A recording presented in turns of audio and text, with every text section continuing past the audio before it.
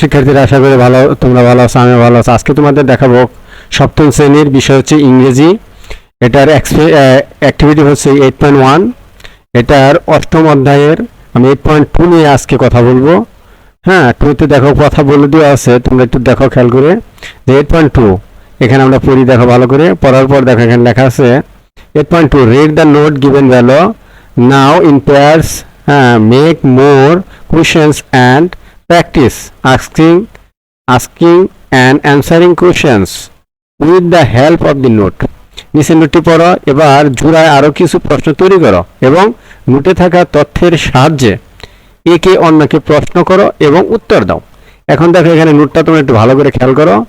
এখানে নোটে দেখো কিছু প্রিপোজিশন দেওয়া আছে। You can use the following words to describe the location of the person or things on, in, next to, beside, between, in front of, over, value, under. These words are called prepositions and are used before nouns or pronouns. They make a connections of the noun and pronoun with other words of the sentence. এই শব্দগুলো কোনো ব্যক্তি বা বস্তুর অবস্থান বোঝানোর জন্য ব্যবহৃত হয়। এই শব্দগুলোকে প্রিপোজিশন বলা হয় এবং এরা নাউন বা বিশেষ্য অথবা প্রোনাউন বা সর্বনামের আগে ব্যবহৃত হয়। প্রিপোজিশন বাক্যের বিশেষ্য বা সর্বনামের সাথে বাক্যের অন্যান্য অংশের শেষ শব্দ সংযোগ তৈরি করে। তোমরা এটা পড়ার পর দেখো তোমাদের মনে রাখতে হবে যে এই প্রিপোজিশন দিয়ে আমরা এখানে কতগুলো প্রিপোজিশন দেখতে পাচ্ছি। দেখো এখানে কতগুলো প্রিপোজিশন আছে তোমরা দেখতে পাচ্ছ নিশ্চয়। তোমরা এখানে কতগুলো প্রিপোজিশন আছে এই লাইনটার মধ্যে দেখো। On, in, next to, beside, between, in front of, over, value, under. এই সমস্ত ওয়ার্ড দিয়ে তোমাদের কি করতে হবে যে তোমরা জোড়া জোড়া কিছু প্রশ্ন তৈরি করবে এবং প্রশ্নগুলোর উত্তরও তৈরি করবে নিজেরা। জোড়া জোড়া মানে পেয়ার ওয়ার্কস বা গ্রুপ ওয়ার্কস যাকে আমরা বলি, সেভাবে তোমাদের কাজ করতে হবে। এই প্রিপোজিশনতে তোমাদের কিছু প্রশ্ন বানাতে হবে, এটার উত্তরও দিতে হবে। এটা কিন্তু ডায়লগ আকারে করতে হবে। So let's start. তোমরা যদি আমার চ্যানেল নতুন হয়ে থাকো অবশ্যই আমার চ্যানেলটা সাবস্ক্রাইব করো এবং বেল আইকন বাজিয়ে দাও এবং বন্ধুদের সাথে শেয়ার করো।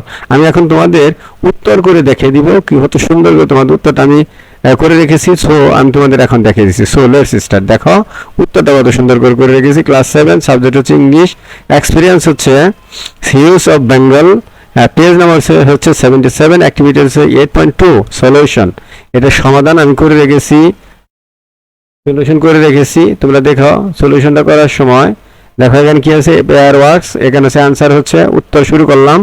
এটা পেয়ার ওয়ার্কস হচ্ছে তোমাদের কি করতে হবে, পেয়ার ওয়ার্কস হচ্ছে তোমাদের জোড়া জোড়া কাজ করতে হবে। স্মাইল, যেমন সাপোজ মনে করো একজনের নাম আমি স্মাইল নিছি, আরেকজনের নাম হচ্ছে ফাহিম। হ্যাঁ, দুজনের নাম ব্যবহার করছি। তোমাদের যে বন্ধু অন্য নামে থাকে তোমরা তাদের নামটা ব্যবহার করে নিতে পারো। হ্যাঁ, এখানে যেমন আমি স্মাইল ব্যবহার করলাম। হয়েছে দেখো হোয়ার আর দ্য বক্স, বইগুলো কোথায়। হোয়ার আর দ্য বক্স, বইগুলো কোথায়।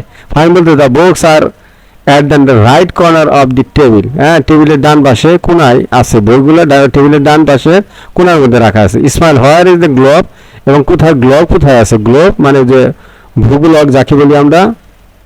হ্যাঁ, ফাইন বলতে the globe is the left corner on the table, টেবিলের ঠিক বাম কোনায় এটা রাখা আছে। ইসমাইল বলতে what can you see in the, দেখো প্রত্যেকবার কিন্তু একটা করে প্রিপোজিশন আছে। এখানে দেখো ইন ব্যবহার করা হয়েছে, এখানে কিন্তু অন ব্যবহার করা হয়েছিল। হ্যাঁ, এগুলোর মধ্যে প্রত্যেকটা লাইনেই তোমরা দেখো যে এই ইন, অন, নেক্সট টু, তারপরে অ্যাবাউট, বিভিন্ন জিনিসে তারা প্রিপোজিশন যে ওয়ার্ডগুলো দেখালাম ওগুলো দিয়ে তোমার তারা কি করছে, প্রশ্ন তৈরি করছে। প্রশ্ন তৈরি করে উত্তর করেছে। হ্যাঁ, তোমরা সুপ্রিয় শিক্ষার্থীরা আশা করি তোমরা বুঝতে পারতেছো। ফাহিম তারপরে বলতেছে I can see a stapler in the drawer. আমি কি করেছি, এই দেখো এখানে ইসমাইল প্রশ্ন করেছে what can you see in the drawer, তুমি ড্রয়ারে তুমি কি দেখতে পাচ্ছ। ফাহিম বলতেছে I can see a stapler in the drawer, আমি ড্রয়ারে স্টাপলার দেখতে পাচ্ছি। ইসমাইল বলতেছে what can you see on the wall, তুমি দেওয়ালে কি দেখতে পাচ্ছ, দেয়ালে তুমি কি দেখতে পাচ্ছ। ফাহিম উত্তর বলতেছে I can see a portrait hanging on the front wall, আমি দেখতেছি ওখানে হ্যাঙ্গার আছে যেখানে হ্যাঁ ওয়ালে কিছু টানে রাখা আছে। ইসমাইল বলছে হোয়ার ইজ দ্য ডেইলি রুটিন, তোমার ডেইলি রুটিনটা কোথায়। The daily routine is on the wall in front of the table. Ismail বলতেছে হোয়ার ইজ দ্য বাটারফ্লাই, হ্যাঁ হোয়ার ইজ দ্য বাটারফ্লাই। তারপর ফাহিম বলতেছে দেখো ফাহিম বলতেছে, ফাহিম কি বলতেছে, the butterfly is seen flying over the table. Ismail বলতেছে হোয়ার, দেখো where can you see in the plant of, হ্যাঁ ফাহিম বলছে I can see a plant of by the window inside the room. এখন তোমরা দেখো তারপর একটা লাস্টেরটা আছে, দেখো তারপরে ইনসাইড দ্য রুম। হ্যাঁ, তারপর আমরা চলে যাই, তারপর আসি Ismail where is the pen holder. Fahim বলতেছে the pen holder is beside the box on the table. Ismail where can you see the notebook. এটার উত্তরটা করতে হবে, দেখো এটা উত্তরটা করার পর নোটবুক, ফাইন বলছে I can see the notebook on the table. সুপ্রিয় ভিউয়ার্স, সুপ্রিয় শিক্ষার্থীরা, আশা করি তোমরা বুঝতে পারতেছো। তোমাদের এখানে কিন্তু আমি ডায়লগ আকারে তোমাদের উত্তরটা আমি লিখে দিয়েছি।